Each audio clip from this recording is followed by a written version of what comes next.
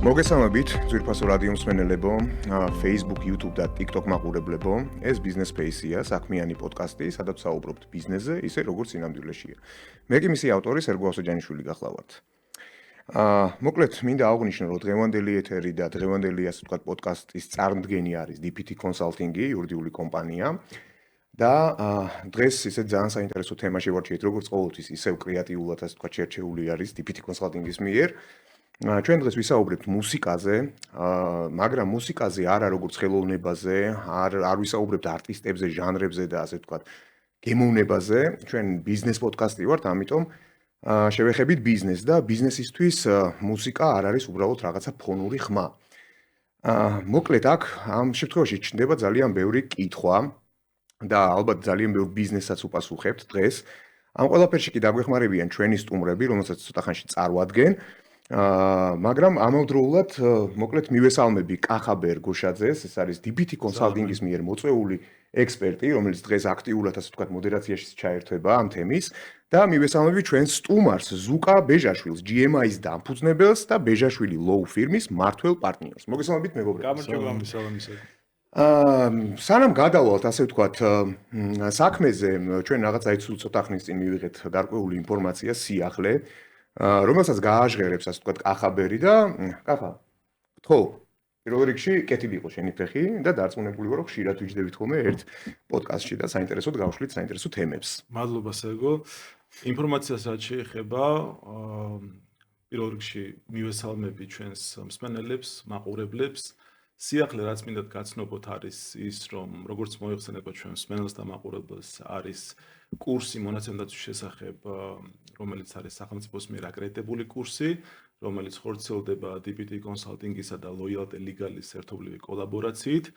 ეს გახლავთ ერთადერთი სახელმწიფოს მიერ აკრედიტებული კურსი სახელმწიფოში და სიახლე მდგომარეობს იმაში, რომ მომდევნო ნაკადის ფარგლებში მიღება უკვე გამოცხადებულია და რაც მთავარია, დასაქმების ხელშეწყობის სახელმწიფო სააგენტო უზრუნველყოფს ამ კურსის დაფინანსებას მსმენელებისთვის, შესაბამისად ეს კურსი იქნება მარტივად რომ ვთქვათ უფასო. ამიტომ დრო აღარ ითმენს. ვაუ.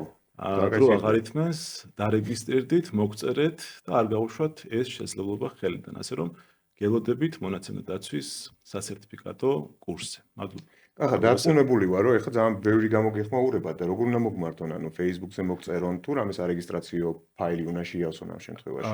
ამ ეტაპისთვის შეუძლიათ რომ Facebook-ზეც მოგწერონ, ასევე LinkedIn-ზეც შეუძლიათ რომ მოგწერონ და ეს არხები რო გამოიყენონ. ფანტასტიკური. კარგი, გადავიდეთ უკვე პრინციპში ჩვენ ძირითად თემაზე, მუსიკაზე. სხვათაშორის მინდა აღვნიშნო, რომ კახაბერის ბექგრაუნდი უკავშირდება მუსიკაზე, იმიტომ ასე ვთქვათ, ტყუილად არ არის დღეს. ამიტომ მუსიკა ძალიან კარგად იცნობს, მაგრამ დღეს უფრო ისეთ სამართლებრივ, ასე ვთქვათ, სივრცეში შევალთ და ვნახავთ, რას ნიშნავს არა მხოლოდ მუსიკა, არამედ მუსიკა ესეთ სივრცეებში, როგორც არის მაღაზია, ოფისი, რესტორანი და კაფე. მოკლედ, აი ამაზე ვისაუბროთ და პრინციპში ჩვენი headline-იც ეგ იყო, ხო? კი, ჩემთვის ორმაგად საინტერესო არის დღევანდელ პოდკასტში მონაწილეობა და მოდერაცია, ვინაიდან როგორც იურისტი ასევე ვარ წარმოდგენილი და როგორც, მუსიკოს დავარქმევ ჩემ თავს, იმიტომ რომ ჩემი ძალიან ბევრი წელი ჩემი ცხოვრებისა დაუთმე ინსტრუმენტს, გიტარას დაუთმე, შესაბამისად ორმაგად სასიამოვნოა. ვისაუბრო ორ ერთმანეთისგან ძალიან განსხვავებულ საკითხზე. ერთი არის ხელოვნება და თავისუფლება ზოგადად, რაც მოდის ხელოვნებიდან და მეორეა კანონი, რომელიც ქმნის ჩარჩოებს, მაგრამ ეს ჩარჩოები აუცილებელია იმავდროულად, რათა უფლებები იყოს დაცული არტისტების, კომპოზიტორების, შემსრულებლების და ზოგადად ამ სფეროში ჩართული პირებისთვის. შესაბამისად, სიტყვა მინდა გადავცე ზუკას და ორიოდე სიტყვის ზუკა, შენი ბექგრაუნდის რო გითხრა, მე რაც მახსოვს, ჩვენ სტუდენტობიდან მოვდივართ ერთად და ორივემ კარგად ვიცით ერთმანეთის ესე ვთქვათ მიმართულება, ვინ საით როგორ მოღვაწეობთ, რატომ გადაწყვიტე ეს მიმართულება და ასევე სანამ დაიწყებ ზუკა, მინდა ვთქვა, რომ ერთ-ერთი, ჩემთვის ყოველ შემთხვევაში და არა მარტო ჩემთვის დარწმუნებული ვარ, გამორჩეული ექსპერტი ხარ ამ მიმართულებით და შენი ფიდბექი, შენი ასე ვთქვათ ინფორმაცია ძალიან მნიშვნელოვანია ამ კუთხით, ასე რომ გაგვიზიარე ეს შენი ბექგრაუნდი. მადლობა. მომილოცნია პირველ რიგში სასიხელო ნიუსი, რომელიც გააჟღერეთ ეთერში.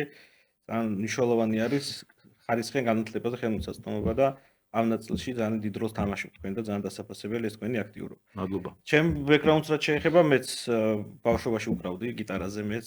ოჯახის წევრებთან ერთად მქონდა ბენდი და ხშირად ვიყავით ხოლმე ეს აქტიურ მუსიკალურ ცხოვრებაში ჩართული. მერე ჩავაბარე უნივერსიტეტში იურიდიულზე და სულ რაღაცა მეკაჩებოდა უკან მუსიკასთან და კარგი მუსიკოსი არ ვიყავი. ჩემგან ესეთ არ გამოვიდოდა სტარი, ასე რომ თქვა და მაგრამ მინდოდა რომ აი წულ ინდუსტრიის განვითარება ჩემი წული მეთამაშა და დავაკავშირე ინტელექტუალურ საკუთრების სამართალში აი ეს მიმართულება გავყევი ვიწრო პროფილურად და იმის მერე სულ აი ამ მიმართულებით მუშაობ 2011 წლიდან მოყოლებული მუშაობს ავტორ უფლებებზე, ინტელექტუალურ საკუთრებას, ყველა მიმართულებაზე და მოვედი დღეს აქამდე და მიხარია რომ აი ეს შრომა რაც ჩვენ ჩავდით ინდუსტრიაში დღეს უკვე კონკრეტულ სარგებელში გამოისახება ავტორებისთვის, არტისტებისთვის და ინტელექტუალურ საკუთრების მოღვაწე ყველა პირისათვის და ეს კიდევ უფრო პროგრესირებადი ხდება, იმიტომ რომ თან ტექნოლოგიურ განვითარებასთან ერთად უნდა აუწყო ფეხი და მუდმივად ცვალებადი და განახლებადი ინდუსტრია, ამიტომ ვთვლი რომ დღეს ძალიან საინტერესო ინფორმაციას მივაწვით მსმენელებს და აი ამ ინდუსტრიაში უკვე ბიზნესს დავანახებთ იმ საჭიროებებს და იმ გამოწვევებს, რაც მუსიკასთან მიმართებაში არის. შეგვიძლია დავკონკრეტდეთ ზუკა, იმიტომ რომ მე ამ შემთხვევაში მე წარმოვადგენ ბიზნესს და იმიტომ მინდა რომ ბიზნესს გავცეთ ძალიან ბევრი პასუხი დღეს და აი კონკრეტულად რას აკეთებს ამ შემთხვევაში ორგანიზაცია, აი მინდა რომ უფრო დაწვრილებით ვიზაუბროთ. ხო, სანამ ჩვენ ორგანიზაციაზე გადავალთ, ჯერ მნიშვნელოვანია ჩემი აზრით, რომ გავაჟღეროთ ერთი რამ, რომ საავტორო უფლებებში არსებობს ძალიან ბევრი მითი, რომელიც ხშირად მოკლებულია ხოლმე სინამდვილეს. ყველაზე გავრცელებული მითი არის ის, რომ თუ ობიექტურად ხელმისაწვდომი არის მუსიკა, ის არის უფასო. მაგალითად, ეს არის მითი. ეს არის მითი, იმიტომ რომ მე რო YouTube-ზე ვდებ მუსიკას, ვდებ ხოლმე, იმიტომ რომ პირადი მოხმარების მიზნებისათვის მოისმინოთ. მე რო Spotify-ზე ვდებ მუსიკას, ვდებ, იმიტომ რომ პირადი მოხმარების მიზნით მოისმინოთ. თქვენ, მე რო Instagram Stories-ზე ფიზიკურ პირის აკაუნტს ვაძლევ შესაძლებლობას, რომ მუსიკა ვიდეოს დაადოს ფონად და ეს ერთიანობაში გააკეთოს და სინქრონიზაცია მუსიკისა და იმ კადრის რაც თვითონ გადაიღო, ესეც არის პირადი მოხმარების მიზნებისათვის, მაგრამ ნებისმიერი გამოყენება, რომელიც ცდება პირადი მოხმარების მიზანს, ექვემდებარება ლიცენზირებას. მიუხედავად იმისა, რომ ეს ფოტო თქვენ Google-ში მოძებნეთ და ღიად იყო ხელმისაწვდომი ავტორი არ ეწერა, ეს თქვენ არ გაძლევთ უფლებას, რომ ნებისმიერ ფოტო, რასაც მოძებნით, აიღოთ და გამოიყენოთ. ნებისმიერი მუსიკა, რასაც მოძებნით, აიღოთ და გამოიყენოთ. თავარი არის ბიზნესმა იცოდეს, რომ ნებისმიერი ფორმით, რაც არ უნდა ფორმა იყოს, მუსიკის გამოყენება სჭირდება სათანადო ლიცენზია. ნებისმიერი არტისტის ამ შემთხვევაში, ანუ ეს იქნება ახალგაზრდა არაცნობილი არტისტი, იქნება რაღაც არ ვიცი, ძალიან ცნობილი, მაგალითად მაიკლ ჯექსონის სიმღერები. ცნობილია თუ არაცნობილი, არ აქვს მნიშვნელობა, თავარი არის ის, რომ საავტორო უფლების გამონაკლისში თუ არ ჯდება ყველა შემთხვევაში ეკუთვნის გადახდას. ავტორის გამონაკლისი რა არის? ავტორის გარდაცვალებიდან 70 წლის შემდეგ ეს ხდება ხალხის საკუთრება. თუ ეს წესი და ასე რომ ვთქვათ, კვლავ ძალაში არის ავტორო უფლებები, მას ეკუთვნის ნებისმიერ ფორმით გამოყენების შემთხვევაში. ცნობილი, არაცნობილი, კარგი, ცუდი, ჟანრი რომელიც მოგწონს, ჟანრი რომელიც არ მოგწონს, არ აქვს მნიშვნელობა, ყველა გამოყენება სჭირდება სათანადო ლიცენზიის მიღება. მეორე შესაძლოა სასაშუალო ხოლმე ხშირად ბეთჰოვენი უნდათ რომ გამოიყენონ, მაგრამ საავტორო უფლებებით ერთად არსებობს მომიჯნავე უფლებები და ორკესტრ რომელმაც 2008 წელს ჩაწერა ეს ჩანაწერი კონკრეტულად, მას საკუთარ ჩანაწერზე აქვს მომიჯნავე უფლებები, ამიტომ ესეც დაცვადია, ამიტომ ერთი რომ საავტორო უფლებით დაცული ნაწარმოები გამოვიყენეთ, საავტორო უფლებებიდან გათავისუფლებულია, მაგრამ ვისი ჩანაწერი გამოვიყენეთ, ეს ამ ჩანაწერის ჩაწერიდანაც გასული უნდა იყოს 70 წელი, ესეც უნდა გავითვალისწინოთ, ამიტომ თუ ამას არ გავითვალისწინებთ, რა ხდება ახლა თავიდანვე რომ ჩვენ მსმენელს მივაწოდოთ ინფორმაცია. ეს არის მოციკწიკე ბომბი ჯიბეში. იმიტომ რომ საავტორო უფლებების ერთი რომ ზოგადად ხანდაზმულობს 10 წელი არის, მაგრამ მე შემიძლია რეაგირება მოვახდინო ამ ყველაფერზე, მას შემდეგ რაც მე შევიტყე. ან უნდა შემეტყო და იქიდან 3 წელი მაქვს რომ მივმართო სასამართლოს და ჩემი ჰონორარის მისაღებად. და ეს ჰონორარი შეიძლება იყოს კანონიერად გამოყენების შემთხვევაში, ჩემთვის მისაღები ჰონორარის მინიმუმ 10 მაგი ოდენობა. მინიმუმ 10 მაგი ოდენობა და თან კანონიერად გამოყენების შემთხვევაში მისაღები ჰონორარი ძალიან სუბიექტური არის. მე შეიძლება ჩემ შემოქმედებს ვაფასებდე და თვითონ გამოყენება $10,000 მოვითხოვ რეკლამაში გამოყენება პირობითად ვამბობ. და შენ დამწყე ბიზნესი რო ხარ და რო არ იცი და შესაძლოა შეგიყვანეს და სტორიზე დაგადებინეს მუსიკა და ეს რეკლამა არ არის გეუბნებიან, ამ დროს შეიძლება შენ $10,000 ვიღაცა 100-ზე გაგიმრავლოს და $100,000 მოციქციგე ბომბით დადიხარ ჯიბეში, როცა ბიზნესის შემთხვევა საქართველოში? ამ ხელაჯარი ვარ. კი. უბრალოდ ძალიან ბევრი შემთხვევა პრეცედენტებიც არსებობს, ლიცენზირებებიც არსებობს და ეს ინდუსტრია ფაქტობრივად ნულიდან შეიქმნა 2015 წლიდან რა, ანუ 2015 წლამდე იღვიძებდა ყველა და ისე არღვევდა საავტორო როგორც გაუხარდებოდა. ინტერნეტში განსაკუთრებით და რეკლამებში და ასე შემდეგ და ჯერ 2011 წელს დაიწყო ამ კოლექტიური მართვის ორგანიზაციის, რასაც თქვენ დაანონსეთ, ეს არის კაფეში, ბარში, ასე შემდეგ, რაზეც მე ვისაუბრებთ, ლიცენზირება. შემდეგ 2015 წელს დაიწყო ამ რეკლამის ინდუსტრიის ლიცენზირება, შემდეგ 2024 წელს მოხდა კიდე ერთი მასობრივი ცვლილება და ახალი კოლექტიური მართვის ორგანიზაცია შეიქმნა, რომელსაც დღეს ძალიან ბევრი ჰონორარი შეაგროვა, უკვე ხებ ჩვენ პარლამენტში მოსმენა ვნახეთ, $28 მილიონი შეაგროვა. ხოლო და ამ ასე რომ ვთქვათ, კოლექტიურ მართვის სფეროში. რაც არის რესტორნები, ბარები, კაფეები და კერძო კოპირება, რასაც ვქვი, რომელიც ცოტა რთული არის, მაგრამ ნელა ალბათ გადავალთ მაღაზიაზე და ანუ ძალიან დიდი თანხა გენერირდება უკვე ხელოვანებისთვის და ბევრი ხელოვანისთვის საკუთარი შემოქმედება უკვე არის საკუთარი არსებობის წყაროც. და აღარ მნიშვნელოვანია რომ არტის, ავტორს, კომპოზიტორს არ უნდა უწევდეს საიმედო სამსახურში მუშაობა, იმიტომ რომ ოჯახი შეინახოს. იმიტომ იმას უნდა შეძლოს საკუთარი შემოქმედებით პროდუქტია მისი რეალურად. ეს არის მისი პროფესია და მას უნდა ქონდეს мотиваცია რომ ახალი მუსიკა დაწეროს და არა ის რომ პირობითად პოლისები გაყიდოს. ანუ არც არ ვერჩი პოლისებს, მაგრამ ანუ უბრალოდ პროფილი არ უნდა შეიცვალოს. რამოს უნდა მივცეთ ხელოვნებაში დარჩენის შესაძლებლობა. აი ზუსტად მაგ ნაწილში მინდა რომ ჩაგეკითხო ზუკა.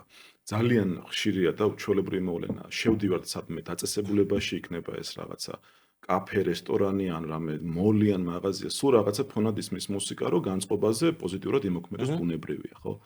აი რა სამართლებრივად რა არის აქ გასათვალისწინებელი? ასევე ძალიან ხშირად არის ხოლმე მაგალითად, როდესაც матчები არის, სპორტული матчები, იქაც მუსიკა ისმის, რა ვიცი, მე რაც მახსენდება, არის, როდესაც ფინალია ხოლმე ფეხბურთის ან ევროსი ან FIFA ჩემპიონატის ფინალი, ყოველთვის გამარჯვებულს უკრავენ ხოლმე Queen is We Are The Champions, ხოლო გამოწერილია ხოლმე ეგ როგორც ესე ვთქვათ, აღნიშნვის ესე ვთქვათ, ერთგვარი საშუალება, ხო, ვინც გაიმარჯვებს და ასევე მაგალითად ერთ-ერთი გამახსენდა ახლა სპონტანურად ერთი შემთხვევა იყო, როდესაც MMA-ს ჩვენმა ქართველმა ძალიან სახელოვანმა მებრძოლმა გამოიყენა ასევე ცნობილი ქართველი არტისტის ეს გახმაურებული დოანიშვილია, ხო? დოანიშვილია საუბარი გამოიყენა ნიკოლ შოუს ის ცნობილი სიმღერა, რაც ყველამ ვიცით, ხო? შესაბამისად, აი რომ მივყვეთ ესე რომ ჩავშალოთ სად რა არის გასათვალისწინებელი, ან საერთოდ თავშეყრის ადგილებში, მაღაზიებში,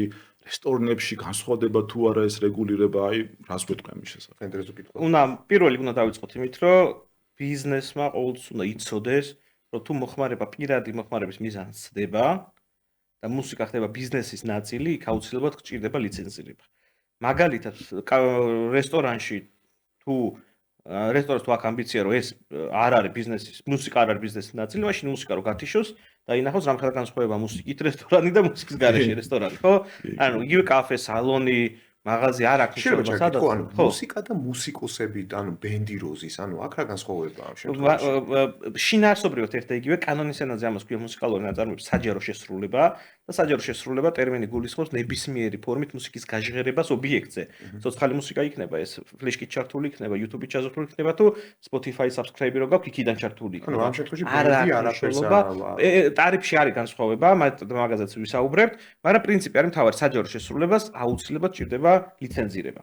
მეორე პრინციპი, რაც არის ძალიან მნიშვნელოვანი, მთელი მსოფლიო შეთანხმდა, რომ ავტორებმა, ხელოვანებმა შეუძლებელია აკონტროლონ რესტორნები, ბარები, კაფეები მთელი მსოფლიოს მასშტაბით, ამიტომ ესეთი ინსტიტუტი შეიქმნა კოლექტიური მართვის ორგანიზაცია, რომელიც იქნება ავტორების მიერ საქართველოში აკრედიტაციას ანიჭებს სახელმწიფო, მას და აძლევს ლეგიტიმაციას, რომ ყველა ავტორის სახელით ისაუბროს საჯარო შესრულების ნაწილში, ანუ რაც ახლა აქვსენით და საჯარო გადაცემის ნაწილში, რომ საწინააღმდეგოს დამტკიცებამდე ივარაუდება, რომ ყველაფერი ამ ორგანიზაციის კატალოგში არის და ამ ორგანიზაციას ევალება ობიექტური კრიტერიუმით დაადგინოს ტარიფები კონკრეტული ფორმის გამოყენებისათვის და ამ ტარიფების შესაბამისად გასცეს ლიცენზიები. მას ორი ვალდებულება აქვს. ერთი რომ ლიცენზია გასცეს და მეორე არ აქვს ვალდებულება რომ მოელაპარაკოს ობიექტს და უთხრას რომ შენ ჩემი ბიძაშვილი ხარ და მეტი გადამიხარ და შენ ანუ ვალდებულება დაადგინოს ტარიფი ობიექტური კრიტერიუმი და ამ კრიტერიუმის ყველას მისცეს ლიცენზია. ეს შეგროვი ჰონორარი მე დააიდენტიფიციროს და გაანაწილოს ავტორებზე და უფლების მფლობელებზე. ეხლა ის როგორ მუშაობს? მაგალითად რესტორნებში არის კვადრატულობის მიხედვით. მარტივი ობიექტური გენელი რაზეც მთელი მსოფლიო შეთანხმებული არის, რომ რაც მეტი კვადრატულ ობიექტზე არის რესტორანი განთავსებული, ესე იგი მეტად დიდია.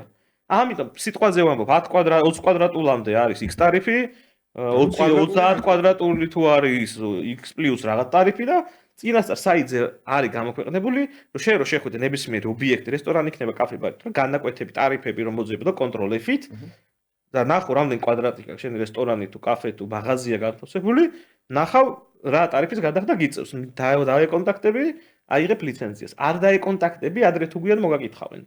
აღმოაჩენენ და როგორც ვინ მიაკითხავს? კოლექტორული მართვის ორგანიზაცია საქართველოს ესეთი აკრედიტებული ორგანიზაცია არის IPOA, IPO-ას ეძახიან ინტელექტუალური საკუთრების მფლობელთა ასოციაცია, რომელიც არის ერთ-ერთი აკრედიტებული ორგანიზაცია ყველა სეგმენტში და ეს ორგანიზაცია ყავს მონიტორინგის სამსახური, რომელიც ადის და არალიცენზურულ ობიექტებს აიდენტიფიცირებს. შემდეგ უგზავნის წერილს და კანონი ესე ამბობს, რომ როცა დარღვევა აღმოჩნდება, უნდა მიმართოს და მისცეს 2 კვირის ვადა, რომ დაალიცენზიროს. ამ შემთხვევაში დარღვევა სახეზე არის და ლიცენზირდება 10%-იანი ფასნამატით. ანუ თუ შენ ჯდები 500 ლარიან ტარიფში, 500 ლარს პლუს 10% უნდა გადაიხადო და თუ 2 კვირის ვადაში შენ ალიცენზიას არ აიღებ მომართვიდან, უკვე მე ის 10 მაგი ოდენობა, რაზეც ვისაუბრეთ, თქო, თან მინიმუმ 10 მაგი არის. დარღვევის სიმძიმის და მასშტაბიდან გამომდინარე, 10 მაგი შეიძლება 15 მაგი გახდეს, შეიძლება 20 მაგი, მაქსიმალურად ზღვარი განსასწრული არ არის. და ის შენ მოწინწინე ბომბი ამოქმედება და თუ პირობითად დაგიმტკიცდა რომ 6 თვე იყენებდი მუსიკას, 6 თვე გამრავლებული 500-ზე და 500 გამრავლებული 6-ზე და გამრავლებული 10-ზე დაგეკისრება. რაც საკმაოდ კოლოსალური ციფრი შეიძლება იყოს. ასე რომ ბიზნესისთვის ეს არის უდიდესი რისკი და თავარი პრინციპი ყველა ბიზნესი იგივეს ვეუბნები რომ თუ მუსიკას იყენებ და ესწრება პირადი მოხმარების ვიზას, აუცილებლად მოიკვლიე როგორ აიღო ეს ლიცენზია. განსხვავებული ინფორმირებულია, ეხლა ძალიან ისეთ საკითხი შეეხეთ, ხო? ანუ მოდის ადამიანი ამოწმებს მონიტორინგს აკეთებს, ხო? და ჯარიმას აკისრებს. ანუ რეალურად ხო, ანუ 10%-იანი ნამატით ჯარიმას აკისრებს და ანუ ინფორმაცია მიაწყო და ვინმე ანუ არსებობს ამ ინფორმაციული კანონი ეს რამეს ამბობს, რომ არავის არ აქვს ვალდებულება რომ მაინცამით ან ყველამდე მიტანს ინფორმაცია მუდმივად ვრცელდება და კანონის არ ცოდნა არ ათავისუფლებს მოსარგებლეს სანქციისაგან, რაც ახლავს ავტორ უფლების დარღვევას. ანუ ის რომ არ ვიცოდი ზოგადად ითვლება რომ ფრთხილების გარეშე ბიზნესი როცა ხარ ორგანიზებული წარმონაქმნი, ყავს დირექტორი, ყავს ბუღალტერი, ყავს იურისტი და მათი ვალდებულება არის რომ ჩაგაყენონ ამ შესახებ საქმის კურსში. ის რომ ეხლა პირობითად საავტორო უფლებები არ ისწავლება, ეს სიღრმისეულად შეიძლება დღეს ეს სხვა საკითხი პრობლემა შეიძლება იყოს, მაგრამ ის რომ ორგანიზებული წარმონაქმნი ბიზნესი არის, ბიზნეს აუცილებლად ყავს იურისტი, კონსულტანტი მინიმუმ, რომელსაც ეს რაღაცები უნდა გირჩევს. ეს არის ბიზნესის პასუხისმგებლობა, ასე რომ ვთქვათ და არ ცოდნით ვერ გავათავისუფლეთ ბიზნესს ამ პასუხისმგებლობისაგან. ერთი საკითხი რაც რო გავაგრძელოთ ეს თემა, რაც მკითხეთ. ხო, აი და გადავიდე სტადიონზე და მე და დიდ თავშეყრის ადგილებში. ხო. ანუ ჩვენ ვამბობთ რომ საჯარო შესრულება შეიძლება კოლექტურაც ორგანიზაციის მიერ. შესაბამისად სტადიონებიც არის საჯარო შესრულება. სტადიონს აქვს თავის ტარიფი მისადაგებული, გაყიდული ბილეთის კონკრეტული პროცენტი უნდა გადაიხადოს ღონისძიების ორგანიზატორმა კოლექტიურ მართვის ორგანიზაციაში, შესაბამისად მიდის მე ტრეკლისტი რა დაიკრა და იმ ხალხზე ნაწილდება ეს ჰონორარი. იგივე შემთხვევა იყო UFC-ს кейსშიც, UFC ამერიკაში კოლექტიურ მართვის ორგანიზაცია, რომელიც მოქმედებს და ბევრი რამდენიმე ორგანიზაცია, მაგრამ ორი ყველაზე მსხვილი ორგანიზაცია ეს არის ASCAP და BMI. ამათ თავის ისტორია აქვს კიდე, ASCAP ან BMI-ის ლიცენზია თუ აქვს ღონისძიებას ის ასაკუფლება რომ ღონისძიებას დაუკრავს ნებისმიერ მუსიკალური ნაწარმოები, ანუ ნებისმიერ მუსიკალური ნაწარმოების საჯარო შესრულება გააკეთოს და თავიდან თქვენ საჯარო შესრულება არის ნებისმიერი ფორმით მუსიკის გაჟღერება. შესაბამისად, იქ რო გია ნიკოლაძის სიმღერა გაჟღერდა, ამას ყველაფერს სჭირდება მხოლოდ ერთი რამ, რომ ASCAP-ის ქონოდა ინფორმაცია, ეს სიმღერა რაც გაჟღერდა ვისი იყო. და აქ უბრალოდ ინფორმაციული გაუგებრობა იყო. ანუ შეტყობინება უნდა. ხო, და გიას მე როგორც ნახე ლაივში ეგ იყო, რომ მე მერაბს არ ვთხოვო, კაცო. მე უბრალოდ დამეხმარეთო, რომ ჩემი ჰონორარი მივიღო, იმიტომ რომ მუსიკა გაჟღერდა, მეკუთვნის და სწორია თავის გადმოსახი და ეკუთვნის ჰონორარი. და მე და გიამ ვისაუბრეთ ამ თემაზე, მე გიას ეს დეტალურად აუხსენე, ეს არის საჯარო შესრულება. და მოდი გია რა ვქნათ ჩვენ იცი, ASCAP-ში მივიწეროთ. შენ დაგარეგისტრებ ASCAP-ში, დავარეგისტრიროთ ეს ნაწარმოებები შენი და ASCAP-ს მოთხოვოთ, რომ იქ თუ UFC-ში რამე გაჟღერდება, შენი ჰონორარი არ დაიკარგოს და ეს პროცესი ჩვენ გავაკეთეთ და გია დღეს არის ASCAP-ის წევრი და ეს ნაწარმოები რეგისტრირებული გვაქვს. ეხლა თუმცა ეს ნანელი პროცესია, სადღაც რეგისტრაციიდან წელიწად ნახევარში 2 წელიწადში გეწევა ის ჰონორარები, რაც მანამდე იყო გაჟღერებული, მაგრამ ეს გასაკეთებელი საქმე გავაკეთეთ ჩვენ, რომ ASCAP-ში დავარეგისტრირეთ ეს ნაწარმოები, იმიტომ რომ ეს ჰონორარები, რომელიც UF-ში გაჟღერდება, არ დაიკარგოს. ხათაშორის იცი რა არის? ეხლა აი პირველად ესეთი რაღაც მივიღეთ, აგერ ეხლა მწერენ რომ მსმენელმა დარეკა. ხო, პირდაპირ და ანუ ვინ დაადგინაო ეს ჯარიმებიო, აი კითხულობს. ხო, ნახეთ, კოლექტორების ორგანიზაციის შემთხვევაში არის ტარიფები, რომელიც დადგენილი არის. ამ ტარიფებს ადგენს თვითონ კოლექტორების ორგანიზაცია, ავტორთა საბჭო ყავს, რომელიც ადგენს მიზანშეწონებლებიდან გამომდინარე ამ ტარიფებს. მოსარგებლე თუ ამ ტარიფს არ ეთანხმება, მას უფლება აქვს რომ გაასაჩირო საკპატენტში. ამ შემთხვევაში საკპატენტში იქნება კომისია, რომელიც მე მსჯელობს, რამდენად სამართლიანად დაადგინა ორგანიზაციამ ეს ტარიფები და ამბობს, რომ ჩვენ ვიმსჯელეთ და ან მისაღებია ეს ტარიფები, თელესოფლიოს ტარიფები შევისწავლეთ, ქართულ ეკონომიკას შევუსწავლეთ, ან ციღრმეებში შედის და კვალიფიციურ კვლევის საფუძველზე ამბობს, რომ ეს ობიექტური ტარიფებია, ან ძალიან სუბიექტურია და ვამცირებ. რა მაგალითად კერძო კოპირების შემთხვევაში ძალიან მნიშვნელოვანია კერძო კოპირება, იმიტომ რომ ძალიან დიდი ფული არის ამ კერძო კოპირებაში, რაც აი ამ ნაწილში ჰონორარების გაზრდის მნიშვნელოვანი აქსელერატორი გამოდგა. დაადგინა კოლექტორების ორგანიზაცია 6%, რაც ძალიან მაღალი პროცენტი იყო, ყველა თანხმდებოდა ამაზე. მოსარგებლებმა გაასაჩივრეს და საკპატენტმა განიხილა და თქვა რომ 6 ძალიან ბევრია და 2 იყოს. რაღაც ნაწილში 1.5, რაღაც ნაწილში 2. და უკვე ბიზნეს კოლექტორების ორგანიზაცია შეთანხმდა და დაიწყეს ამ ტარიფით ჰონორარის გადახდევინება. და თუ მოსარგებლე კვლავ არ ეთანხმება ამ გადაწყვეტილებას, მას უფლება აქვს სასამართლოშიც გაასაჩივროს ეს ტარიფი. ოღონდ ნიუანსი ის არის, რომ საკპატენტის გადაწყვეტილება გასაჩივრებულ სასამართლოში სავალდებულოა უკვე შესასრულებლად. და თუ სასამართლოს მოუგებ და ორის მაგეროს პირობითად 1%-ამდე დააწევინებს სასამართლოს. მერე უნდა მოხდეს ამის კალკულაცია, მაგრამ სასამართლოში საკპატენტის გადაწყვეტილების გასაჩივრება არ გაჩერებს, არ გიჩერებს ჰონორარის გადახდის ვალდებულებას. გასაგებია. საკმაოდ საინტერესო ნიუანსებია. აი, მართლაც კვადრატულობა ან გაყიდული ბილეთები ჩემთვისაც მსიახლეა. ტელევიზიების შემთხვევაში საჯარო გადაცემის ჰონორარი ხდება ბიუჯეტზე მიბმულად, მაგალითად ბიუჯეტის 1% პირობითად. ანუ ტარიფიკაცია ყველა სეგმენტს სხვა. ყველა სეგმენტს თავზე, ყველა მოცემულობა არის, ყველა თავხდებით რომ უნდა იყოს ობიექტური კრიტერიუმი, არ უნდა იყოს მუსიკაზე მიბმული. იმიტომ რომ ხა ერთ მუსიკაზე 10 მუსიკა, ან მუსიკაზე არ უნდა იყოს, უნდა იყოს ობიექტური კრიტერიუმი. მუსიკაზე ვერც მიალო. ხო, შესაბამისად, თუ დიდი ტელევიზია 1% ბევრი გამოდის, პატარა ტელევიზია 1% ცოტა გამოდის. და სამართლიანი არის შემოსავალზე, რადიოებიც სიხდიან ამ ჰონორარს მათ შორის, შემოსავალს მიბმული. შემოსავალს რაღაც პროცენტი. და აქ ერთადერთი რაც ობიექტურად შემოტანილია და ძალიან კარგია, დგინდება მუსიკის გამოყენების წილი. გაცრავად თუ მუსიკა არის 30%-მდე სხვა ტარიფი, 30 და 70% სხვა ტარიფი და თუ 100% მუსიკა არის, კიდე სხვა ტარიფი. ანუ რეინჯი არის ახაც, რომ არა მუსიკალური და მუსიკალური რადიოს ერთეგი ჰონორარი არ მოუწიოს. გასაგებია. კარგი, შემდეგი საკითხი, რასაც მინდა შევეხო ამის გარეშე ალბათ დღევანდელი პოდკასტი არ შეიძლება რომ ასე ვთქვათ ჩავატაროთ თუ როგორც არის მოკლედ და დღეს ვართ იმ ეპოქაში, როდესაც აი ინტერნეტმა ძალიან ბევრი რამე შეცვალა მუსიკის მოსმენის კულტურაში. აი მაგალითად თუ ჩვენი ბავშვობის დროს პოპულარული იყო კასეტა და ფანკრით რო ვახოდით, როცა ჩაივხვევოდა ხოლმე ეს ესთეტიკაც იყო ყველა. ხო, ეს თავის ხიბლი ჰქონდა. მერე მოვიდა CD, რომელზეც 20 კომპოზიცია თუ დაგეტეოდა, მაგარი იყო და ყოფნიდა, ესე ვთქვათ. მერე MP3-ის ფაილების შენახვა კომპიუტერში და რაღაც MP3-ის დამკვრელ მოწყობილობებში და შემდეგ უკვე გადავედით აი ამ ინტერნეტი რო ხელმისაწვდომი გახდა 4G და მით უმეტეს ახლა როცა 5G გვაქვს. ძირითადად არ ვიცი მე არ მეგულება ჩემს საახლობლოში ადამიან, რომელსაც კომპიუტერში აქვს მუსიკა და ესე უსმენს ან რაღაცები. მეც მათ შორის, ხო? ნუ არ ვიცი ხა Spotify, YouTube, Apple Music, ასე ძალიან ბევრია. საავტორო უფლების დაცვის კუთხით რა შეცვალა, რა მოიტანა დადებითი ან ნეგატიური უარყოფითი ამ ყველაფერმა არტისტისთვის. ან თუნდაც მოდი რომ ჩავშალოთ, ხო? არის კომპოზიტორი, არის შემსრულებელი, შემდეგ არის, პროდიუსერი, ლეიბლი, ასე შემდეგ და როგორც არის ხოლმე მთლიანი ჯაჭვი. აი ამ კუთხით ვინ უფრო დაინახა სარგებელი, მოდი ესე სწორად რო ვთქვათ. და რა შედეგები მოუტანა. ხო, ძალიან საინტერესო კითხვა არის. პირველ რიგში უნდა ითქვას, რომ ტექნოლოგიების განვითარება და ამ განვითარების გარეშე ინდუსტრია შეუძლებელია არსებობას.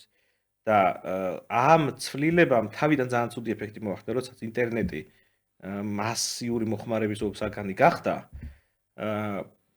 ძალიან მნიშვნელოვნად დაიკლო მუსიკალური ინდუსტრიის შემოსავლებმა. აი აგური რო გადამოაგდო მე-9 სართულიდან, აი ესე დავარდა, იმიტომ რომ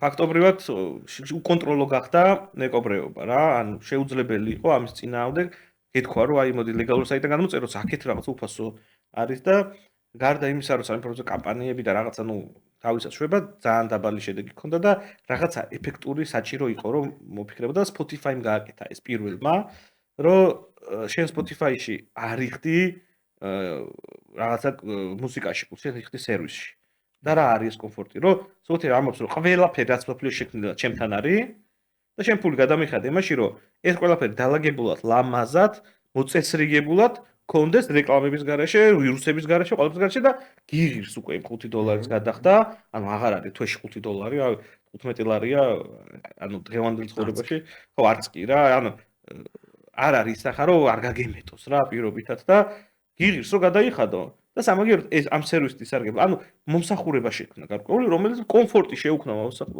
მომხმარებლებს რომ ლეგალური ჯობია. განა იმიტომ რომ იქაც არის, მაგრამ ეს ჯობია. ყველაფერი აქ არის. ჩემ გემოვნება სწავლობს ხელოვნური ინტელექტი ჩაშენებული და მე რაც მომწონს მე რაც მომწონს მაიდენტიფიცირებს და ისეთ რაღაცებს. ხო და ჩემზე მორგებულია რა. და მანქანაში ჩავჯდები, მანქანაში დაიკვრება, ყურსასმენებში ყველა მოწყობილობაში თავსებად და ტელევიზორში მინდა, ტელევიზორში გავუშვა. ანუ კომფორტი არის. და ამან გადაარჩინა მუსიკალური ინდუსტრია. თორე აი ეს აგური ძირსო დაცემულიყო. ძალიან ბევრი ადამიანი დაძარალდებოდა. გზაში მე 6 საათულს დაიჭირა Spotify-მ და გადაარჩინა და დაიწყო იმის მერე აღმასვლა. რეალურად ამით ყველაზე მეტად იხეირეს, მე რაც არ მომწონს არის ის, რომ ავტორების ინტერესები ძალიან ამ სტრიმინგ პლატფორმებზე უკანა პლანზე არის, ყველაზე მეტად იხეირეს არტისტებმა და ლეიბლებმა ამ ნაწილში, იმიტომ რომ Spotify შემოსავლის 55-60% მიდის არტისტებთან. და ავტორების ნაწილში დაახლოებით 10-12%-ის ფარგლებში ნაწილდება, რაც საკმაოდ დიდი სხვაობაა. აი, ხუხილი იყო მაგაზე, მე მახსოვს ბოდიში გაწყვეტინებ, რომ ავტორები იძახდნენ, რომ ეს არ არის ის კომპენსაცია, რომელიც რეალურად მათ უნდა ეკუთვნოდეს. ევროკავშირის ტერმინი fair remuneration, სამართლიანი ანაზღაურების უფლება და ამბობდნენ, რომ ეს არ არის სამართლიანი ანაზღაურების უფლება და ჩვენმა შემოსავლა დაიკლო. ადრე უფრო მეტი მოგდიოდა. იყო მართალია მოსდიოდა ადრე უფრო მეტი, მაგრამ ეს სისტემა იყო სრულ კატასტროფასა და რაღაცა შორის არჩევანი და ამ რაღაცაზე გაკეთდა იმ ინდუსტრიაში არჩევანი და ამან იმუშავა. ისე შეიძლება აუგზავნოს ამ შემთხვევაში Spotify-ს. თავისთავად არტისტი თვითონ ტვირთავს, შეუძლეს არტისტს არ ატვირთოს უბრალოდ და მორჩა. Spotify-ს ეს პლუსია, აი განსხვავებით YouTube-სა და Spotify-ის შორის, YouTube არის user generated platform. ანუ ყველა შეუძლია დარეგისტრირდეს, რაც უნდა ატვირთოს. Spotify-ზე მე და თქვენ ვერ ავტვირთოთ ეს სახლიდან. უჭირდება ლეიბლი, რომელიცაც კონტრაქტი აქვს დადებული Spotify-სთან და რომელიც იღებს პასუხისმგებლობას, რასაც ტვირთავს, თვითონ არის უფლების მფლობელი. ანუ ესე მე ვერ ავტვირთავ Queen-ის სიმღერებს Spotify-ზე. უნდა Queen-მა ატვირთოს და Queen-ის ლეიბლმა ატვირთოს. და ეგ არის Spotify რა დახურული პლატფორმა და მხოლოდ ავტორიზებული, ლიცენზირებული ამ ტვირთველებიდან ხდება მუსიკა იქ და Queen-ის ვერ ატვირთავს სამწუხაროდ. სხვადასხვა აი თუ შეიძლება გავაგზავნებ ამ ტექნოლოგიურ თემებზე რა საუბარს და დღეს პრინციპში ისეთ ეპოქაში ვცხოვრობთ, ანუ გამორიცხულია ყველა პოდკასტში ვახსენებთ ამ მიმართულებას AI-ს, ხო, ანუ ხელოვნურ ინტელექტს და დღეს ხედავთ ხო, რომ უკვე ხელოვნური ინტელექტი ქმნის მუსიკას, ხო? რა განსხვავება ამ შემთხვევაში, ან საერთოდ რამე რეგულაციაში თუ ექცევა ამ შემთხვევაში AI-ის მიერ შექმნილი მუსიკა? კარგი კითხვა არის, იმიტომ რომ ყოველდღიურობაში ეს კითხვა ისმის და დღეს ძალიან მაგრად დღესაც ავტორუფლებების კომიტეტს იმპალასა ავტორუფლების კომიტეტის სტომა იყო და ყოველდღე ამ თემებზე მსჯელობთ. და პრობლემა არის, თუმცა აქ მნიშვნელოვანი არის ის, რომ ხელოვნურმა ინტელექტმა უდიდესი სიკეთე მოუტანა კაცობრიობას. ეს სიკეთე არის, რომ გაამარტივა ცხოვრება, ოპერაციები. იმდენად დიდი სიკეთე მოუტანა ადამიანებს, რომ ხელაღებით თქმა რომ შემოდი გაჩერდი, მოდი ჯერ შევთანხმდეთ და მე გააგრძელე. შეუძლებელი გახდა, იმიტომ რომ აი როგორც ცეცხლი იყო თავისუფლად კაცობრიობის ხელოვნურ ინტელექტმა ესე გაამარტივა რაღაცები. ხელოვნური ინტელექტით ვეძახით, თორე ეს ინტელექტი არ არის, რეალურად არის კონკრეტული ტექნოლოგია, რომელიც კარგად მუშაობს. ინტელექტი არის ის, რაც ადამიანის ტვინში იხარშება და საავტორო უფლებების კანონი ამბობს, რომ ავტორი შეიძლება იყოს მხოლოდ ფიზიკური პირი, რომელიც ინტელექტუალური შემოქმედების საქმიანობის შედეგად შეიქმნა ნაწარმოები. როგორ მივაგნოთ ამ ტექნოლოგიას, რასაც ჩვენ ხელოვნურ ინტელექტს ვეძახით, უმეტესწილად დღეს არის მაინც მონაცემების სწრაფი დამუშავების პლატფორმა, რომელიც ძირითადად დავალების შესაბამისად ამ დავალების პასუხის მაღალი ალბათობიდან გამომდინარე ანალიტიკას აკეთებს დიდ დატაბეისში და რაც ის კაცობრიობის ისტორიაში მეტი ესეთი გადაწყვეტა დაგროვილა იმის შესაბამისად იგენერებს რაღაცას. ანუ ეს კი არ არის რომ აზროვნებს და თვითონ წვიტავს, არამედ მაღალი ალბათობით გიგენერირებს კონკრეტულ პროდუქციას, რაც მეტმა ადამიანმა დააგენერირა წარსულში. და ამის მიხედვით გადადის კონკრეტულ პროდუქციას ის არ აზროვნებს. და ამიტომ ის ავტორად ვერ მიიჩნევა. ასევე ჩინეთში იყო მცდელობა რომ ვინც პრომპტი დაწერა, იმას მივცეთ ავტორობაო. რაც მაგრამ პრომპტიცაც ხელუნიტელს აწერინებენ. პრომპტი როგორც ნოტების ალტერნატივა, ანუ ესე ფიქრობენ. აი რა მაგალითად რა კომპოზიტორი მოვიწვიე არანჟირების ავტორი მოვიწვიე სტუდიაში ყველას და ვეუბნები რომ შენ აიღე დოდან დაიწყე, ეს რიტმა დამიკარგე, ანუ უკან ნახე და ყველაფერი მე გავაკეთე, მაგრამ ვიაზროვნე. და ესეთი არგუმენტია რომ მეც რო პრომპტი დავწერე, მეც ვიაზროვნე. რეალურად პრომპტი მაინც არ გაძლევს იმ თავისუფლებას, იმიტომ რომ დიდწილად AI წვითავს მაინც რა გიგენერიროს. შენ გავლენა არ გაქვს ამასთან დაკავშირებით და ეს პრომპტიც სადაო არ არის რა, ანუ ესე რომ თქვა. კი, ჰარმონიულად ბოლომდე რა თქმა უნდა, როგორც ადამიანი კომპოზიციის დროს აკეთებს, ისე რა თქმა უნდა. ამიტომ ეს ჯერ ძალიან ღია თემა არის, ამასთან დაკავშირებით გადაჭრით რომ ეს ესია, ვერავინ ვერ გეტყვის, მეც ვერ გეტყვით მაგრამ. ანუ მე ჩემ კამპანიაში მარტო AI-ის მიერ შექმნილ მუსიკას ვთავ, გამართლება არ არის. ხო, ნახეთ, ეხლა დავაკავშიროთ ეს ყველაფერი ბიზნესთან. AI-ის მიერ შექმნილი მუსიკას ავტორ უფლებები დაცვადი არ არის. შესაბამისად, ავტორ უფლებები თუ არ ცელდება მასზე, ავტორ ჰონორარსაც ვერ მოვითხოვ. ლოგიკურია, ხო? ერთი ნიუანსი რა არის? ეხლა ნახეთ.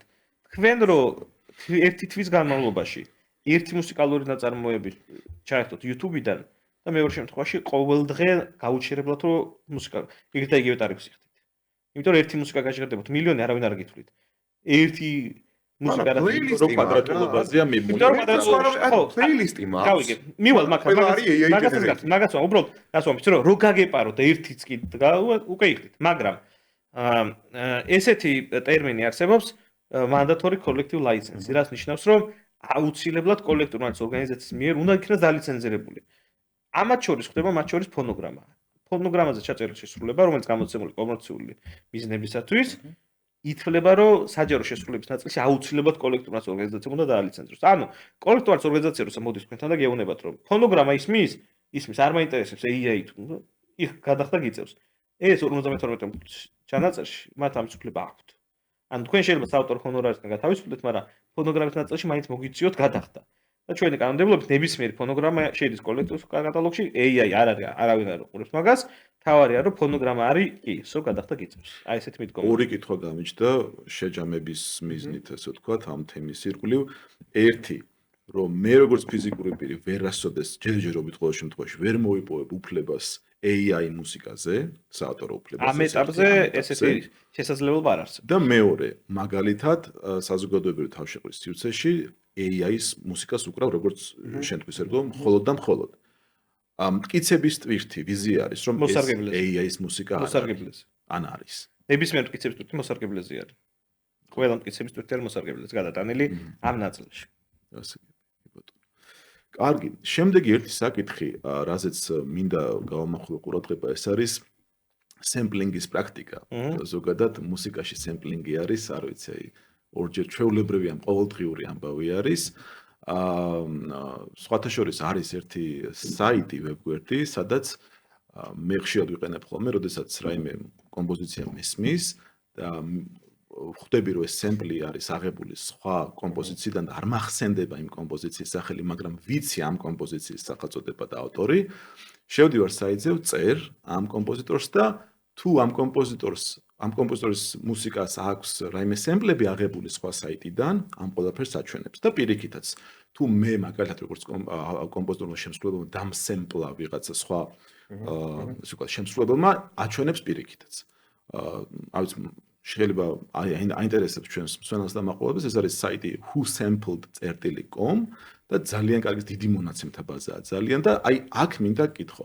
სემპლინგის შემთხვევაში საავტორო უფლებები და ზოგადად ჰონორარის ან ჯარიმის სანქცირების მექანიზმი როგორი, იმიტომ რომ ჩვენ რამდენიმე საერთაშორისო გახმაურებული кейსი გვაქვს, აი რამდენიმე შემიძლია მოგიყვანო, მაგალითად ეს არის Coldplay-ის შემთხვევა, როდესაც 2008 წელს გამოუშვა კომპოზიცია Viva la Vida, ძალიან ცნობილი კომპოზიციაა და შემდეგ ამ კომპოზიციაში გამოყენებული მელოდიური თანმიმდევრობის გამო უჩივლა ერთ-ერთმა ძალიან ცნობილმა, საქართველოში არც თუ ისე ცნობილმა, მაგრამ მაინც ცნობილმა ვირტუოზმა გიტარისტმა ჯო სატრიანმა. ვინაიდან ეს ხმოვანება, ეს მელოდიური თანწყობა ემთხვეოდა მის კომპოზიციას, რომელიც 2004 წელს ჰქონდა დაწერილი, თუმცა მხოლოდ სოლო გიტარაზე. შემდეგ მორიგება მოხდა მათ შორის და ჰონორარზე არც ერთმა მხარემ კომენტარი აღარ გააკეთა 2008 წლის შემდეგ არაფერზე საერთოდ. თუმცა მეორე მხრივ გვაქვს მარვინ გეის ოჯახის кейსი, რომელიც რობინ თიქს და ფარელ ვილიამსის სიმღერასთან დაკავშირებით იყო, Blurred Lines რო არის სიმღერა, მთელი რითმიკა ემთხვეოდა სწორედ იმ მარვინ გეის კომპოზიციას. აქ თუ არ ვცდები ჯარიმა იყო $5 მილიონ დოლარზე მეტი კომპენსაცია თუ სწორი ტერმინოლოგიით გვინდა ვისაუბროთ, ხო? და ამ შემთხვევაში თუნდაც აი როგორია საერთაშორისო დონეზე, მაგალითად ქართველი თუ ვინმე დასემპლა უცხოელმა ან რომელი ესე ვთქვათ სამართლებრივად განსჯადობა რომელი ქვეყნის სამართალი უნდა იყოს გამოყენებული ჩვენ რას ვართ მიერთებული და ჩვენი არტისტი როგორ არის დაცული ამ კუთხით თუ მაგალითად ჩვენი კომპოზიცია იქნება გამოყენებული, იმიტომ რომ აი აჭარული განდაგანა გამახსენდა ეხა ფრანგმა მომღერალმა არ მახსოვს. ხო, კი ბატონო, რომ გამოიყენა, ააწყო, ქავერი გააკეთა, სემპლიც არ არის. აი ამ შემთხვევაში როგორ ხდება? ქავერების შემთხვევაში, სემპლის შემთხვევაში ან შემდეგ რის მიხედვით გამოიანგარიშება ეს ზიანის ანაზღაურება, ხო ეს კომპენსაციის სახით, აი ამაზე რომ გავშალოთ ეს თემა. თავარი პრინციპი, რაც უნდა გვახსოვდეს, არის ის, რომ სვის ინტელექტუალური საკუთრების გამოყენებას სჭირდება ლიცენზირება და მივიდივართ ისე ვიქ, რომ ძალიან ბევრი მითი არის ამ ინდუსტრიაში. ამ სემპლინგში და ქავერინგშიც არის მითები, ბევრი. ეს მითი არის ის, რომ 10 წამამდე თუ გამოვიყენებ, პრობლემა არ არის, 7 წამამდე. ანუ არაფერი ეგეთი დადგენილი სტანდარტი არის, არსებობს პრინციპი, რომ სვის ინტელექტუალურ საკუთრებას იყენებ, მთლიანად ნაწილს, ყველა შემთხვევაში გჭირდება ლიცენზირება. საავტორო უფლებები ამბობს, რომ ლიცენზია მხოლოდ არის წერილობით ფორმით გაცემული ლიცენზია, რომელიც კონკრეტული გამოყენების ფარგლებში გაძლევს ნებართვას.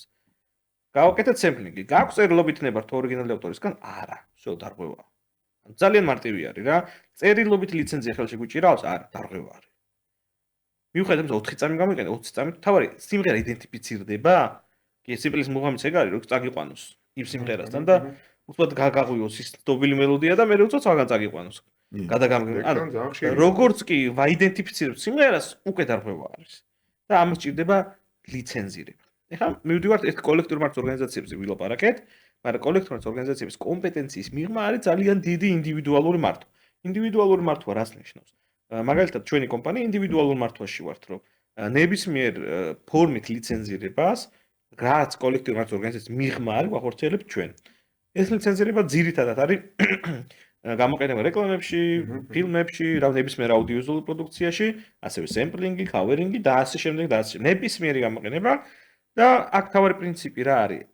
ინდივიდუალურ ლიცენზირებაში უკვე არსებობს ინდივიდუალური მიდგომები.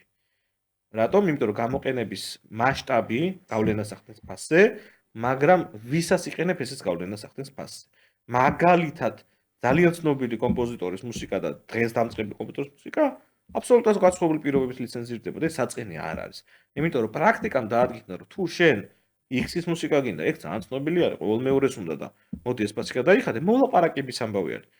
ან თუ უცნობი ადამიანს შეიძლება უფასოდ მოგცე და პირიქით გაგვიხარდეს და ვინც გამოგიგზავნოთ, რომ მადლობა რომ გამოიყენე, იმიტომ რომ შენ გავხადო აქეთ პოპულარული. ანუ ეს ძალიან ინდივიდუალური მიდგომის ამბავი არის. ამ დროს ყველაზე მნიშვნელოვანი არის ხოლმე, რასაც ავტორები ყოველთვის აფასებენ, ეს არის რესპექტი, არის პატივისცემა.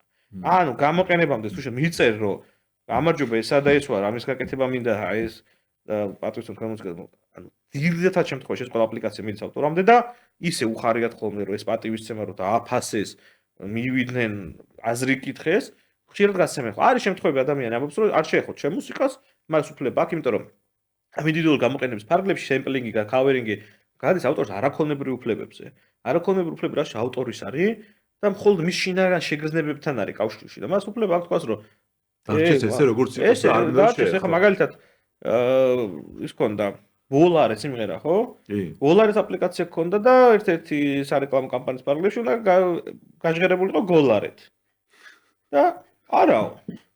ავტორმა თქვა, რომ მე ვოლარეთ დავწერეო და ვოლარე უნდა იყოს. ვოლარე უნდა იყოს ეს ჩემი შვილივით მიყვარს ეს მაგრამ ერთი სიტყვა არ სიცვალოთ ანუ მისი უფლება ვიღაცა დათანხმდა სხვა რეკლამა გავიდა რა ანუ ვინც დათანხმდა ის გავიდა ანუ ავტორის შინაგანი შეხედულება არის კომპოზიტორი რომელიც ამობერო აი ესე დავწერე და არ შეხვდა რა კი ბატონო იმღერე გაამართლებს ყველა ვიხერებთ არ გაამართლებს და რას ვკარგავ ანუ ძალიან ინდივიდუალურია რა ანუ შესაბამისად აქ უკვე შემოდის ინდივიდუალიზმი და პრაქტიკა მე თუ ეხა ვიღაცას მივეცი $5,000 მეორეს მივეცი $5,500 შენ რომ მოდიხარ შენ რატო უნდა მოგცე იაფად ხო ანუ და კომერციალიზაცია ხდება ჩვეულებრივ პირობითად მომობ და არის შემთხვევები დავუხდეთ მეტიც ნაკლებიც მაგრამ ძალიან ინდივიდუალურად დადგენილი პრაქტიკა ამიტომ წერე კანონში რომ გამოუყენებ კანონიერად გამოყენების შემთხვევაში მისაღები ჰონორარით ანუ მე ვამტკიცებ რომ ერთს რომ მივეცი $5,000 მეორეს $5,000 შენ რო ხა მირღვე უფლებას ჩემ ნაკლებს არ გეტყოდი ამიტომ $5,000-დან ავთვლი მათ მოგოდენობას და მოგთხოვ $50,000 თვითონ შესაბამისად აქედან მე ავტორის სარგებლობს და ახერობს და ყველა ის ადამიანი ვისაც უფლებები აქვს ზოგადად ამა თუ იმ ნაწარმოებში. ამიტომ ძალიან დიდი სიფრთხილე საჭიროებს რა თან როდესაც მუსიკალურ ინდუსტრიაშია დამწყები არტისტები იწყებენ ყველას ურჩევ ხოლმე რა რომ ეს მოციკი ბომბი ჯიბეში არ უნდა ჩაიტოვო. იმიტომ რომ ჯერ როცა საავტორო უფლებები ყოველდღიურად ირღვევა მილიარდობით. ანუ შეუძლებელია ამ зүйлს ვდივოთ, მაგრამ როდის ხდები საინტერესო ვიღაცისთვის, როცა რაღაც წარმატებას მიაღწევ. რობიტიკი რატო გახდა საინტერესო მარვინგეის ოჯახისთვის, იმიტომ რომ ბლურლაინ გავარდა. კი, ძალიან. ანუ ნული ნახვა რო ქონოდა, შეიძლება არავის არ ეჩივლა. და როცა არტისტი ხარ, იწყებს საქმიანობას, მნიშვნელოვანი სწორად დაიწყოთ ეს მოციქი ბომბით არის, იმიტომ რომ როგორც კი წარმატებას მიაღწევ, იქვე აგიფეთქებენ ამბობს და რასაც ის შროვი ამდიხანი წყალში ჩაგიყრიან და მე სახელით გიფუჭდება პლაგიატი, გურდი, ანუ თუ იწყებ კარიერას, ესეთ თავიდან უნდა გაითვალისწინო.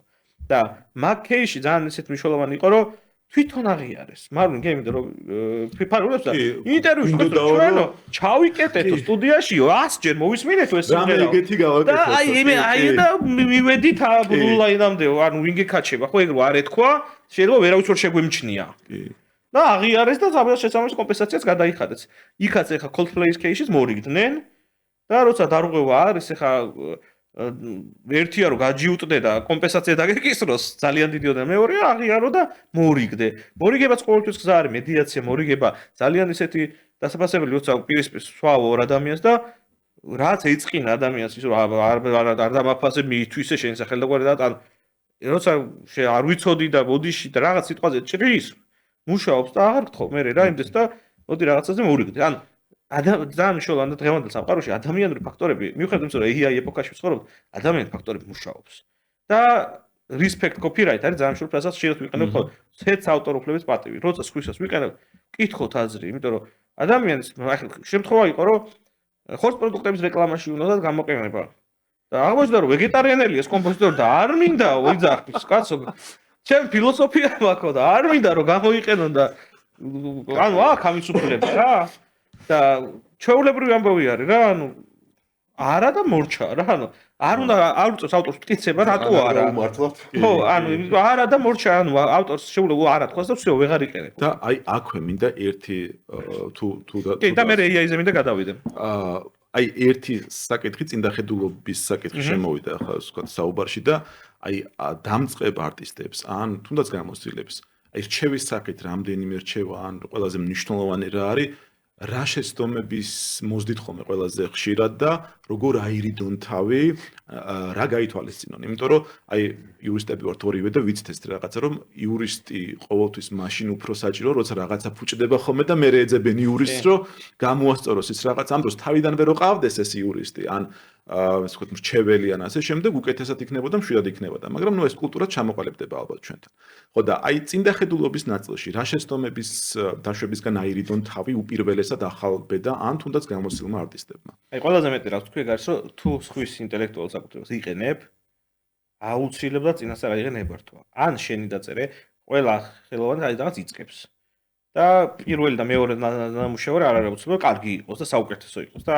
არ ხდება ხოლმე ეგრე. ანუ არაფერი სასიცოცხლო და ცუდი იმაში არ არის რომ ცუდი გამოვიდა, მაგრამ სასიცოცხლო და ცუდი არის რომ სხვისი აიღე და შეიძლება დასაღებ. ეს არის ყოველთვის მომაკვდინებელი ამ ინდუსტრიაში და ბევრი არტისტ ხელოვანს დაუსრულებია თავის კარიერა, იმიტომ რომ სხვისი ეცადა რომ სხვისი თავისად გაესწრებინა და ეგ პლაგიატი ზოგადად სამეცნიერო ტერმინი არის კანონში პირებად დაწერია, მაგრამ ითვლება ყველაზე ძიმე დარღვევაც ავტორ უფლებებში, როცა სხვის ინტელექტუალურ საკუთრებას საკუთარ დაწახებ.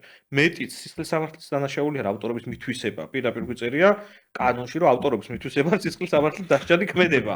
ხო, ანუ კრიმინალია. ასე რომ ეს ნაწილია ძალიან მნიშვნელოვანი, რომ თუ ვინმე აქვს ამბიცია, რომ გახდეს წარმატებული არტისტი, ეცადოს რომ თავიდანვე არ დარღოს, ან პატარა ვარ და არ მომთხოვენ, კი, მაგრამ დიდი რო გახდები, ყველა იმ პატარას ამოგიქიქავენ და ყველა პატარაზე მოგიწევს პასუხი. და საკუთარი უფლების დასვის ჭრილში რა უნდა გაითვალისწინოს? აქ ძალიან მნიშვნელოვანი პირველია, რომ ეცმოდეს როგორ მუშაობს ინდუსტრია რა, იცმოდეს რა არის კოლექტიური მართვა, საკუთარი ნაწარმოებები და არეგისტრიროს იქ ავტორ უფლებებს. არ ჭირდება რეგისტრაცია, ეს მნიშვნელოვანია. ავტორ უფლებების წარმოშობა შექმნის მომენტიდანვე, მაგრამ იმ ხალხმა როგორ გაადგინოს რესტორანში რომ მუსიკა დაიკრა შენია თუ სხვისი არის. ამიტომ რეგისტრაციას ვამბობთ ხოლმე არა იმიტომ რომ შენ წარმოგეშვას უფლება, არა იმიტომ რომ მივაწოდოთ ინფორმაცია იმ ხალხს რო აგროვებთ, აი ჩემი სიმღერა თუ შეგხვდათ, ეგ ჩემია, რო იცოდეთ. ნუ რეალურად იცავს ამ შემთხვევაში ინტერესი უკვე არტისტის. მეორე ლეიბლი სწორად შერჩება, მუსიკალური გამომცემლობის სწორად შერჩება, იმიტომ რომ ერთი იცავს თქვენს ჩანაწერებს, მეორე იცავს თქვენს ავტორ უფლებებს და თანამშრომლობა, იმიტომ რომ თანამშრომლობის გარეშე არ გამბოდეს. ეხლა ძალიან მაგარ კომპოზიტორებთან გქონია ურთიერთობა, ძალიან ბევრი მაგარ კომპოზიტორებს ყავს მუშაობთ, იმასთან მუშაობთ წარმატებით თქვენ თანამშრომლობა. ეს თანამშრომლობა არის ინფორმაციის გასვლა გამოსვლა, აპლიკაცია, სწრაფი კომუნიკაცია, გააზრება იმისა, რომ ჩვენ უფლების დამცველები ციდან არ ვისვრით ამ თანხებს რა, ანუ უნდა იყოს გამოყენება იქნება ლიცენზირება იქნება. არის თუ შეიძლება ჩავარდეს და არ იყოს გამოყენება არც ტელევიზიაში, ანუ ეგეთი თვითონ არსებობს, რომ ვიღაცა კომპოზიტორის მუსიკა არ გამოიყენეს, მაგრამ შეიძლება თუ იყოს, რომ ამ კომპოზიტორის გადაცემა გაკეთდეს და ძალიან ბევრი ჰონორარი დააგეზროს. ანუ ეს არ არის ხელფასი, რომ ესე მოდივად ერთი ხდებოდეს. გამოყენების ფაქტის შესახებ ინფორმაციის დაფიქსირება, ანუ საჯაროდ თუ გაჟღერდა, ხო ამაზეა და საუბარი. ტელევიზიაში გადავიდა გადაცემაში გამოიყენეს მაგალითად. ეხლა აქ რომ მუსიკა ჩავრთო მე ეს ხო გადაცემაც იწერება ვიდეო. ეს არის აუდიოვიზუალური ნაწარმოები და თქვენ გადაცემასაც ეკუთვნის ჰონორარის გადახდა, იმიტომ რომ აუდიოვიზუალურ ნაწარმოებში მუსიკის ჩართვა მოხდება. ტელეფონმა თუ დაგირეკა და რინგტონად გაქვს რაიმე ცნობილი მუსიკა, მაგ შემთხვევაში რა. ამ შემთხვევაში წარ აქვს მნიშვნელობა გამოყენების წყაროს. უხმო რეჟიმზე. ეთერში მუსიკა ისმის, ესეთი მუსიკა გადაცემა მე ინახება, უკვე გადახდა ლაივში არ პრობლემა არ არის, მაგრამ შენ რო ლაივში ნახე რომ მუსიკა შემოვიდა, უკვე რა ვიდეოსაც მე სოციალურ ქსელში დატოვებთ, იქ უკვე მოჭრილი უნდა იყოს. რა ნიუანსებია, მოკლედ. რამდენი? კი, ძალიან ბევრი ნამბი. AI-ზე გინდოდა ზუკ რაღაც. ხო, AI-ს რაც შეეხება. დღეს AI-ს წალეკა მუსიკალური ინდუსტრია. წალეკა რა კუთხით? ორიგინალური მუსიკის შემოსავლები მცირდება კატასტროფულად. ის აგური, მე ექვსეზე რო გავაჩერეთ, ეხა ისევ გაუვარდათ ხელიდან. ანუ Spotify-ის მოდელი ხო არის ეს, რომ მაგალითად AI შეიძლება აგურსაც შევატარო. ეს Spotify-ის მოდელი არის, რომ მაგალითად გადაიხადა ყველა subscriber-მა ერთდროულად 5 მილიონი ლარი. ამ 5 მილიონი ლარი და თავის წილს იტოვებს Spotify, თავის წილს ავტორებსა და 55% ნაწილდება არტისტებზე. და ეს ნაწილდება pro-rate share-ით. ანუ ვისი მეტი დაისტრიმა იმის. შესაბამისად, დღეს რო დასტრიმული მუსიკის 45% AI არის, 45% შემცირდა ორიგინალური მუსიკის. იმიტომ რომ ძალიან მაგარია მართლა. ხო, 44% არის დღეს შემცირებული ორიგინალური მუსიკის ჰონორარი. ციფრული მოსმენების. ყოველ თვე 2 მილიონი ტრეკი იტვირთება სტრიმინგ პლატფორმებზე AI-ს გენერირებული. რამდენი? 2 მილიონი. დღეში დაახლოებით 75,000 სიმღერა იტვირთება AI-ს გენერირებული. წარმოგიდგენია ეს 2 ამიტომ მილიონი სიმღერა რო შეიქმნა. AI-ს რეგულაცია ერთის მხრივ მნიშვნელოვანი არის იმიტომაც, რომ ორიგინალური ნაწარმოები დავიცვათ. იმიტომ რომ ესე თუ გაგრძელდა ეს აგური ძირს დავარდება და ძალიან ბევრი დაკარგვა შემოსავლებზე უკვე. ყოველდღიურა რეჟიმში ყველა ფორმატში. მე კიდე მეგონა პერსონალ მონაცემებს უქმნი და საფრთხეს მარტო. თუმე ხელოვნებასაც ხო რომელი უფრო დასაფიქრებელი ეგეც საინტერესოა. მეგობრებო, აი მე ვფიქრობ, რომ ერთის მხრივ ჩვენ ახლა არტისტებსაც მივეცით გარკვეული რჩევები, მაგრამ მე მინდა რომ ბიზნესაც მივცეთ ახლა რჩევები, იმიტომ რომ დარწმუნებული ვარ, რომ დღეს ახლა ბევრმა ბიზნეს ფლობელმა შეიძლება პირველადაც გაიგო ეს ამბავი რა და ან ვიღაცა გეგმავს ახლა კაფის გახსნას, რესტორნის ხო, რა ვიცი, ზაფხული მოდის, იხსნება კიდე უფრო ახალი ობიექტები. ანუ რა უნდა გაითვალისწინოს და რეალურად სად უნდა მოვიდეს, ვის უნდა მიმართოს? აი ბიზნესისთვის ყველაზე მნიშვნელოვანი რჩევა რაც მე მაქვს არის ის, რომ ეს იქნება Reels-ი იქნება, ვიდეო იქნება. არა. თადარი respect, ანუ წინასწარვე მიმართ. თადარიგი დაიჭირეთ გაარკვეთ, ვინ დგას ამ სიმღერის უკან, ვინ არის მუსიკის ავტორი, ტექსტის ავტორი, ვინ არის მუსიკალური გამომცემლობა მისი.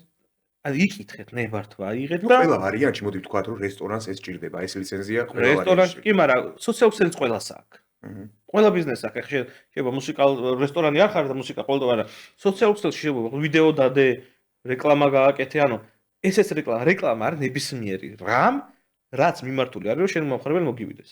შენ ინფლუენსერი ჩაწერო და იქ იყოს მუსიკა, მაგრამ მაინც რეკლამა არის. შეიძლება თქვა, რომ ეს სოციალური ვიდეო არ არის სოციალური. და აი ვიტყვი ეს ტერმინი. რეკლამა, მორჩა. თვითონ Facebook-ი ხო გთავაზობს ანუ ამ რეკლამას. Facebook-ი გთავაზობს ფიზიკურ პირებს, გთავაზობს პირადი მოხმარების მიზნებისათვის. აბა იო კომპანიის აკაუნტით გააკეთეთ, იქ აღარ გთავაზობს უკვე. იმიტომ რომ გთავაზობს, მე მართლაც რო გთავაზობს. რა არ გთავაზობს ყველას. იმიტომ რომ Reels-ებზე იდება მაგალითად. არ აქვს მნიშვნელობა, Stories-ზე იდება. Reels-ი story არის ვიდეო. Reels-ზე იმიტომ რომ მე რო დავადო მაგალითად რაღაცა მელოდია, მაგალითად რამოდენიმე დამიბლოკა. რომელიც მოგწონს. კი. და მე რო დავადე მაგალითად TikTok-ის მიერ აი TikTok-ი ნაკლებად თავაზებული. აი TikTok-ი მაგალითად დაკლებად აუყურებს მაგას, მაგრამ არ აქვს მნიშვნელობა საავტორ სამართლებრივი კუთხით ის დარღვევა არის. ანუ და იურისდიქცია არის და დამრღვევის ტერიტორია არის იურისდიქცია. დამრღვევის ტერიტორიის მიხედვით ბერნის კონვენცია. ყველაზე ეფექტური ბერკეტი აი ამ გამოვლენის ამ პლაგიარიზმის აქვს, მე მგონი ჩემი დაკვირვებით YouTube-ს. კი. Facebook-ს ისე არ აქვს, TikTok-ს ნუ თავადაც ახსენე რომ არ აქვს, ამიტომ ხო აი YouTube-ი ძალიან ისე უყურებს ხომ კაცს. ახლა შენ გიყვარს პრეცედენტული кейსები და პრეცედენტული кейსი იყო Napster-ის кейსი. ხო, იცი ეს кейსი? აბაში მახსენე. როდესაც non-direct infringement არაპირდაპირ დამრღვევა დაადგინა სასამართლოდ თქვა რომ შენ რო ხარ Napster-ი, რომელიც შენ პირადად კი არ არღვევს ავტორ უფლებებს, მაგრამ ქმნის შესაძლებლობას პლატფორმას მესამე პირებისთვის რომ დაარღვიონ უფლებები და მე რომ მოგმართე ხელსაფარებ, შენც არაპირდაპირ დამრღვევი ხარ უფლების.